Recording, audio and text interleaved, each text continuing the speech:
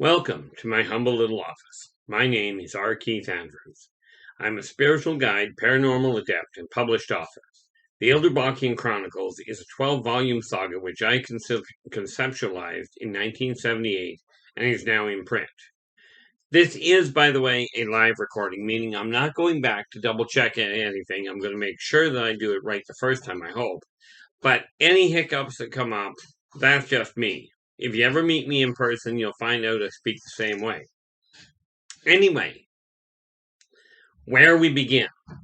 The Yldrbacian Chronicles starts, the first book in print is The Birth of the Wolf Pack, and that is this neat little book here. Where are we? This one. Back in grade 10, I wrote the outline for this story, and it was kind of entertaining in one sense. We were told, write a book outline. So when I turned around, when I wrote the outline, I turned it in as I was instructed. Because of the way the school system was set up at the time, and I'm sure if you're around my age, you'll recall this. We used to sit in class in alphabetical order. Now that meant I was always first or second in the row. Okay, which worked out well for me. I was short-sighted then too. But when my teacher brought back the outline I'd laid out, she would set down all of the everybody's book reports in order. In this particular case, she turned around, she bypassed me until she got to the end of the class, came all the way back to me, and she's standing there holding on to the outline. And she goes, "Do you have any idea what you wrote?" I says, "Yeah, I wrote a story outline. Granted, it's going to take me several volumes to write it, but I wrote an outline." She goes, "No, well, yes." She said, "It is an outline, but what you wrote is an epic poem." I says, "What, pray tell, is an epic poem?" And she goes, "That is something that has not been written. It has not even been taught since the middle of the 18th century. She goes, "You're going to make your money writing."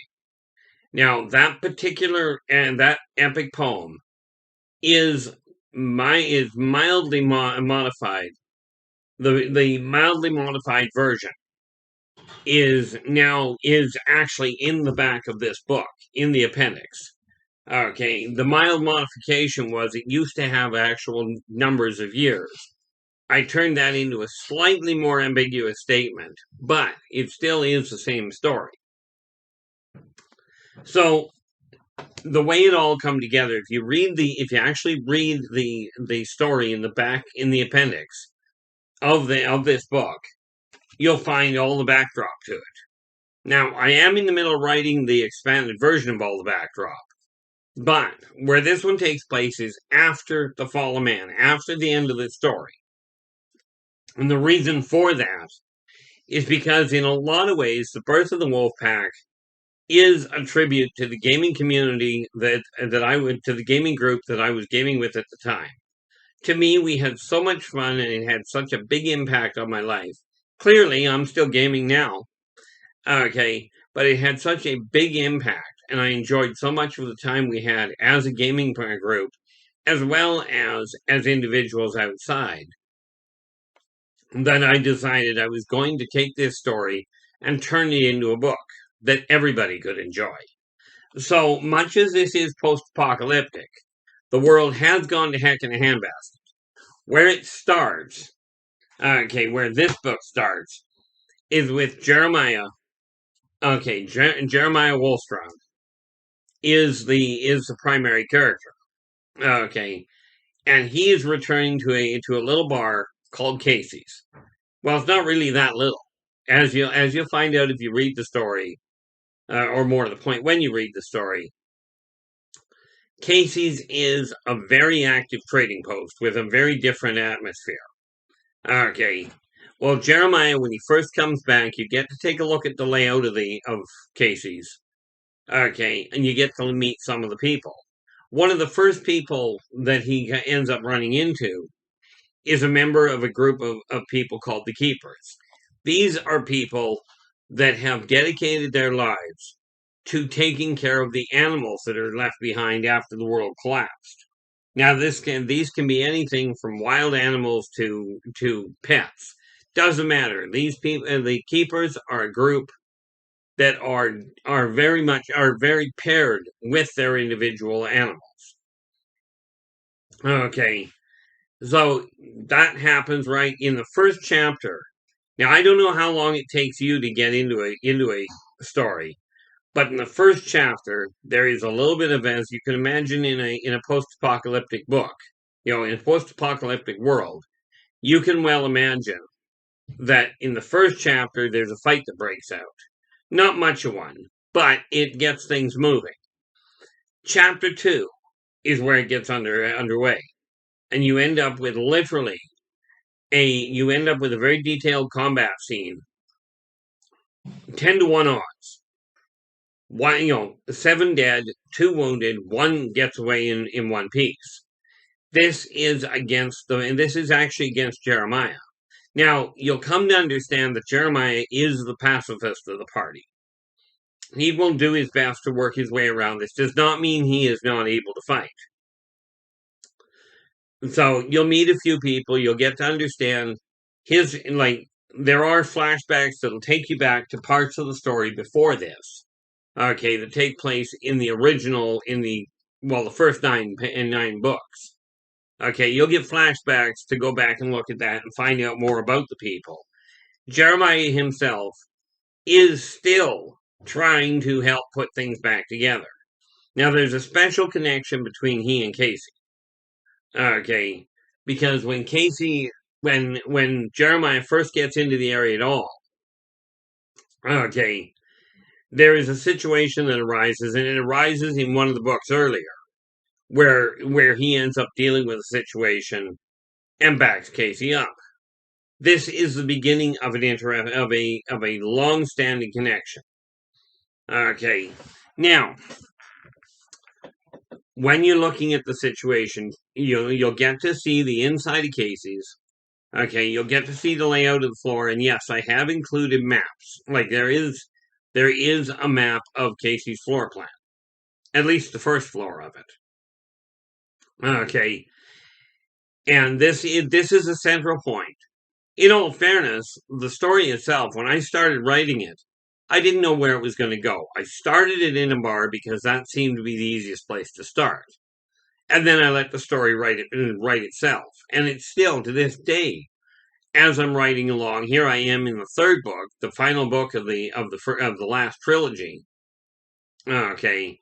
And it's still writing itself.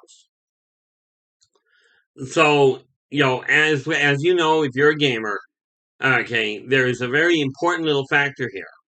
You decide you're going to go in one direction, and seldom, if you're involved in gaming, seldom do you get to go where you're actually starting. The same applies with the birth of the Wolfpack. Now, there's a definite occurrence at the end of the book, and we'll get to that later because I'm keeping these kind of on the short side. Okay, I have done my best to keep things moving. And so far, the reports I've been getting back from people is that it's come together very well. Now, the reality is there's a lot of really good science fiction writers out there. Okay, really good ones. To the best of my knowledge, I'm the only one that I've come across. I'm the only one I've heard of that is not only a science fiction, science fantasy writer, but I'm an active gamer, and I've written the Birth of the Wolfpack. I've written the Yldrbacian Chronicles, with the idea of gamers in mind. Okay, and if you're a gamer, you'll recognize some of what's going on that will make more sense. Now, you'll find that I'll let you figure out what Jeremiah's up to. But the long and the short of it is, Jeremiah has come back to this area to reconnect with people he's dealt with before. A very ragtag, misfit batch of people. Okay. And I do my best to keep it moving. When I wrote the first manuscript, for the first layout for the Birth of the Wolfpack, virtually every chapter had a fight in it. Okay, had some sort of major conflict. Then I expanded it beyond that and developed the story around that. I'm using the same method today. Okay, here I am, the end of it, like, that's the birth of the wolf pack. This one is the sequel. Okay, that's the end of an epoch. Now, it will stand on its own, because the way I did this, just to give you an idea, the birth of the wolf pack will give you a whole lot of pieces of information. There's flashbacks to cover the earlier parts. There's a little bit of foreshadowing going on. Okay, with the end of an epoch, what I did was I took the birth of the wolf pack, and I wrote when I got to the end of it, I took the last part of the last chapter of this book, okay, and used it for the prologue of the end of an epoch. And the reason for that was to run them together. Okay, I still have them, I've got books in print in my possession. Okay, and if you look at the list below this video, you'll figure out, it'll tell you how to get in touch with me directly. Okay, and what it's going to run. Now, for those of you that are looking to just get a hold of it, authorhouse.com, Amazon, Barnes & Noble, Indigo, and Chapters all carry it. Okay, and the nice thing with Amazon and with Author House is they offer a Kindle version. Okay, the only way you're going to get a signed copy is either order it directly through me or find me after you buy it, and I'll be more than happy to sign it. With this in mind, I'm doing my best. Like I said, I can rattle on occasion, in case you hadn't noticed. But with that in mind, I do encourage you to pick this up. The thing is, it's a 12 saga book. It's a 12 volume saga. Okay, that covers all the way, literally, in the earlier books.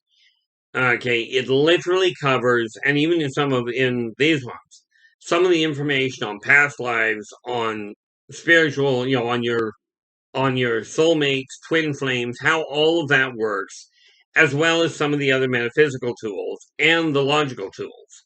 Okay, I've combined creationism and evolution. This is a very much a work of science fiction, science fantasy. Hopefully you'll enjoy reading it as much as I've enjoyed writing it. But I will get back to you in a day or two. Until then, take care of yourselves and each other, and for pity's sakes, stay positive.